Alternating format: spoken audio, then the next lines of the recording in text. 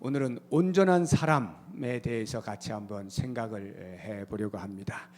온전함이라고 하는 것이 무엇인지 생각을 해봐야 되는데, 온전함이라고 하는 것은 영어로 하면 equipment입니다. 그러니까 구비시킨다 또는 준비시킨다, 훈련시킨다. 또 다른 좋은 말로는 이제 성숙함이라고 이해를 하시면 되겠습니다. 그러니까 온전함은 성숙함이다라고 생각하시면 되겠는데, 이 온전함의 그 어원적 의미를 보시게 되면 이런 거예요. 어깨가 예를 들어서 이렇게 빠졌어요.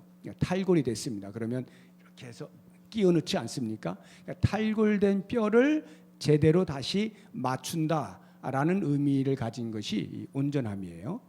멀리 이렇게 흩어져 있던 것들을 다시 원래 자리로 돌려놓는 것, 이게 온전함입니다. 마치 그 퍼즐을 우리가 생각을 해보면 퍼즐 조각들이 굉장히 많잖아요. 흩어져 있습니다. 그런데 그것을 하나씩 자기 자리에 딱딱 끼워 넣어서 마지막을 맞추어 넣게 될 때 전체로 하나의 훌륭한 작품이 드러나지 않습니까? 이것을 가리켜서 온전함이라 이렇게 말을 하는 것입니다. 사복음서에서는 온전하다는 말이 다른 용어로 쓰였어요. 그것은 제자됨입니다. 제자됨, 제자도, 제자화, 제자됨인데요. 이 제자라고 하는 것은 그 당시에 예수님의 제자들은 도제였습니다. 도제라고 하는 것은 스승하고 같이 생활을 하는 거죠. 그래서 처음부터 끝까지를 다 생활하면서 배우는 겁니다. 단순히 어떤 기술만 익히는 게 아니라 그 사람의 생각, 그 사람의 혼, 정신, 태도, 이러한 삶의 방식 전체를 다 배우는 것이 이제 도제였는데, 예수님의 제자들이 예수님을 따라다니면서 배운 것이 그런 거죠. 그래서 예수님을 닮아가는 이것이 이제 제자라고 하는 것입니다.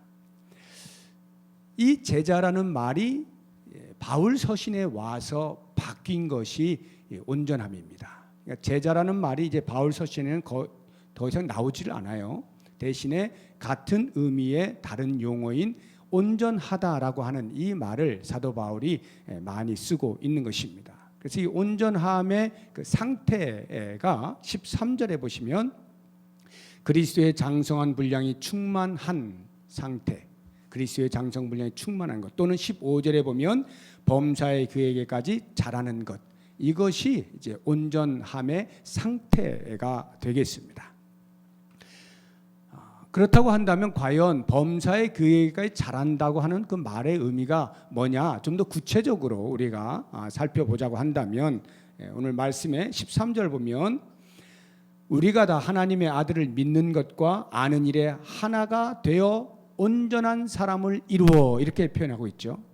하나님의 아들을 믿는 것과 아는 일에 하나가 되는 것, 그리고 또 다른 하나를 보면 15절에 오직 사랑 안에서 참된 것을 하는 것. 사랑 안에서 참된 것을 한다는 말은 정확하게는 사랑 안에서 참된 말을 하는 것, 이렇게 이해하시면 되겠습니다. 진리를 말하는 것, 사랑 안에서 진리를 말하는 것, 이 세 가지, 그리스도를 믿는 것, 그리스도를 아는 것, 사랑 안에서 참된 말을 하는 것, 이것이 범사에 그에게까지 자란다라고 하는 구체적인 행위들입니다. 우리가 예수님을 믿죠. 예수님을 믿을 때 이렇게 성경책을 덮어놓고 믿으면 안 됩니다. 성경책을 펴놓고 믿어야 돼요. 덮어놓고 믿는 것은 이단들이 하는 거예요. 그러니까 항상 우리의 믿음은 아는 것을 수반해야 됩니다. 그리스도가 어떤 분이시냐라고 하는 것을 성경을 통하여 알아가는 것을 수반할 때 그 믿음이 제대로 된 믿음이다, 이런 말이에요. 반대로 안다라고 말을 할 때, 우리가 그리스도를 안다라고 말을 할 때 그 알미라고 하는 것은 단순한 정보의 수집, 지식의 축적을 말하는 게 아니에요. 성경 에베소서는 6장으로 구성이 되어 있고 성경 전체는 66권으로 되어 있고 이런 거, 그 비유의 말씀이 많이 나오는 것이 어디냐, 마태복음 13장이다.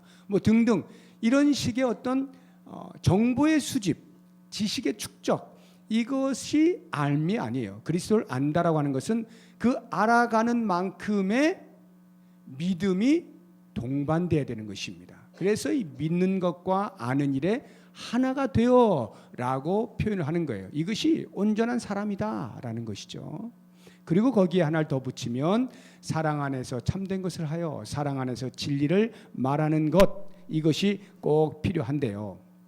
그리스도께서 우리를 사랑하신 그 사랑을 내가 몸소 느끼고 체험하고 사랑을 행하는 것입니다. 그것이 진리를 말하는 것에서 우리의 사랑이 드러날 수 있어야 한다라고 하는 것인데요.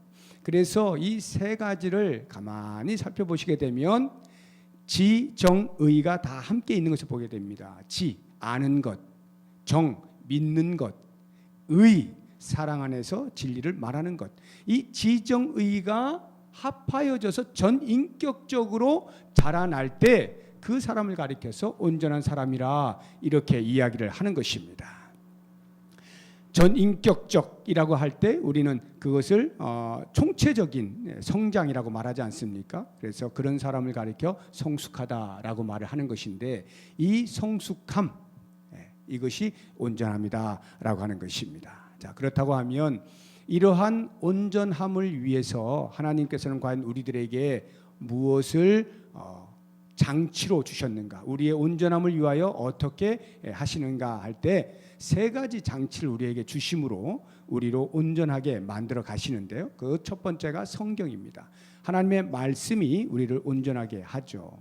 디모데후서 3장 16절에 보면 모든 성경은 하나님의 감동으로 된 것으로 교훈과 책망과 바르게 함과 의로 교육하기 유익하니 하고 17절에 나오는 말씀이 이는 하나님의 사람으로 온전하게 하며 모든 선한 일을 행할 능력을 갖추게 하려 함이라, 이렇게 말씀하고 있거든요.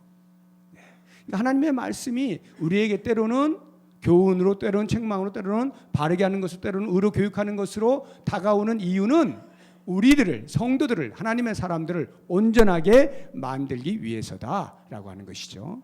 이와 같은 성경의 기능이 있는 것을 우리가 알 수가 있고요. 또 다른 하나 우리를 온전하게 하는 장치는 성령입니다. 오늘 본문의 말씀 16절을 보시면 그에게서 온 몸이 각 마디를 통하여 도움을 받음으로 할 때, 온 몸이 각 마디를 통하여 할 때 이 마디가 성령을 의미한다고 주석가들이 이야기를 하고 있어요. 성령께서 우리를 자라나게 하는 일에 역사를 하신다라고 하는 것이고요. 마지막 세 번째가 교역자들입니다. 오늘 말씀 11절을 보시면 그가 어떤 사람은 사도로, 어떤 사람은 선지자로, 어떤 사람은 복음 전한 자로, 어떤 사람은 목사와 교사로 삼으셨으니 하고 12절에 이는 성도를 온전하게 하여, 이렇게 나오죠. 그러니까 주의 교회에서 지도자의 그 자리를 주신 이유는 성도를 온전하게 하기 위함이다라고 하는 것입니다. 자, 이와 같은 하나님의 배려와 준비를 통하여서 우리 성도들이 언제든지 성숙해져 갈 수 있는, 온전해져 갈 수 있도록 해 놓으신 겁니다. 자, 그렇다고 하면 이제 우리들이 이러한으로서 오늘도 금요기도에 나와서 하나님 말씀을 듣고 우리 자신을 살펴보고 또 하나님 앞에 찬양하고 기도하는 행위들을 통해서 우리가 훈련되어지고 준비되어지는 거죠. 온전해지기 위한 지금 과정을 겪고 있는 것입니다. 이렇게 온전해지면 그 다음, 그래서 그것으로 끝이냐 할 때 그렇지가 않고 그 다음 온전해지는 목적이 있어요. 그게 뭐냐 하면 봉사의 일을 하게 하며, 이렇게 돼 있어요. 우리를 온전하게 해서 봉사의 일을 하게 하신다는 거예요.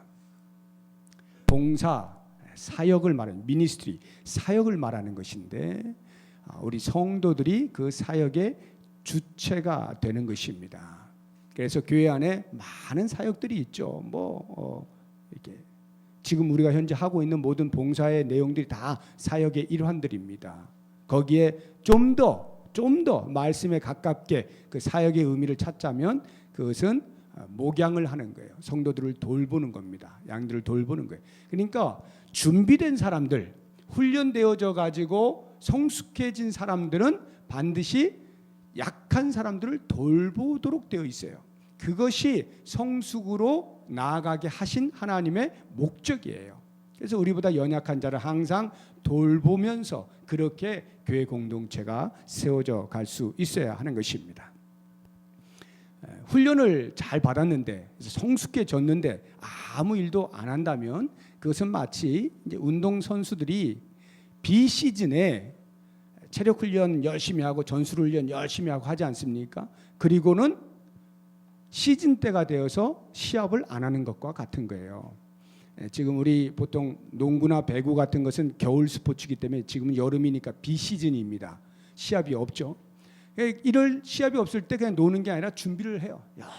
열심히 체력 훈련하고 전술 훈련하고 이렇게 연습을 많이 합니다. 그리고 이제 겨울이 되어 가지고 경기를 시작하게 되면 준비되어진 그것을 실력 발휘를 거기에서 이제 하는 거죠.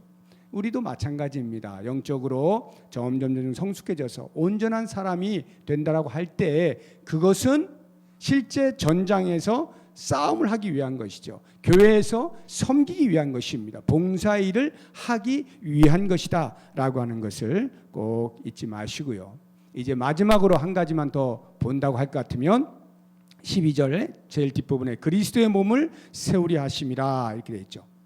하나님께서 우리들을 온전하게 만드셔서 사역을 하게 하실 때 궁극적으로 우리로 하여금 기대하게 만드는 결과가 있는데 그것이 바로 그리스도의 몸이 세워지는 겁니다. 그리스도의 몸. 예수 그리스도가 몸된 교회의 머리시잖아요. 그 머리의 몸으로서의 교회, 공동체가 세워지는 것이 우리의 온전함과 봉사하는 일에 기대하는 결과다 이 말이에요. 우리는 그 결과를 바라보면서 열심을 다하여서 나 자신을 훈련시키고 또 열심을 다해서 공동체 안에서 내게 주어져 있는 역할들을 감당하게 되는 것입니다. 이 몸을 세운다는 것, 이것이 오늘 우리가 이제 기도의 제목을 삼아야 될 부분인데 우리는 각 지체들입니다. 몸에 붙어있는 각 지체들이죠. 그 지체들이 모여서 몸을 이루고 있습니다. 그리고 우리의 몸, 이 교회 공동체 위에 그리스도께서 머리로 주인이 되어 계시는데 이 지체들이 각각 자기의 역할을 다 해요. 최선을 다합니다. 봉사일을 합니다. 그러나 그것으로만 끝나지가 않아요. 이 교회 공동체는 기계가 아니에요. 유기적이기 때문에 마치 큰 기계의 부품 하나하나가 자기의 역할을 함으로써 그 기계가 돌아가는 이런 것과는 내용이 다른 것입니다. 우리 교회 공동체는 유기체예요. 살아 움직이는 사람들이 모여 있는 거예요. 그래서 각자의 역할을 한다라고 할 때 그 역할은 그저 내 역할만 잘하는 것으로서 끝나는 것이 아니라 나아가서 다른 사람의 역할에 대하여 존중해주고 인정해주고 그리고 궁극적으로는 사랑 안에서 서로 세워가는 거예요. 그것이 16절 제일 뒷부분에 나오죠. 각 지체의 분량대로 역사하여 그 몸을 자라게 하며 사랑 안에서 스스로 세우느니라. 그래서 우리 지체들은 서로를 보면서 사랑하는 존재임을 서로 사랑을 나누는 존재임을 인식하면서 자신의 역할들에 충실히 하는 거예요. 그래서 우리들은 내가 맡은 일 열심히 하여서 내 스스로 만족하고 내가 보람을 느끼고 내가 기뻐하고 내가 그것을 자랑하고 하는 것이 우리의 목적이 아니에요. 내가 열심히 나의 역할들을 잘 수행함으로써 우리가 보아야 할 것은 공동체 전체가 잘 되는 것, 공동체 전체가 유익한 것, 공동체 전체가 건강해지는 것, 이것이 우리가 바라봐야 할 부분인 겁니다. 그러니까 내 한 사람이 내 자리에서 최선을 다했을 때 나타나는 결과는 공동체 전체가 잘 되는 것이고 세워져 가는 것이에요. 이것이 온전한 사람이 바라보아야 할 결과이고요. 그 온전한 사람이 할 수 있는 일입니다. 저는 모쪼록 원하기는 이 금요기도의 시간에 오늘 말씀을 통하여서 자신을 돌아볼 때 나는 얼마나 온전한 사람으로의 훈련을 끊임없이 하고 있느냐라고 하는 부분들 한번 점검해 보시고요. 뿐만 아니라 이렇게 온전한 사람으로 나아가는 그 걸음 속에서 잊지 아니하고 봉사의 일을 최선을 다하여 맡겨진 일들을 감당하면서 그 결과로서 우리 교회 전체가 건강해지고 그리스도의 몸으로서 부족함이 없는 모습으로 자라가는 것을 소망하시면서 그런 우리 부평 동북교회 될 수 있기를 주님의 이름으로 축복합니다. 기도하겠습니다.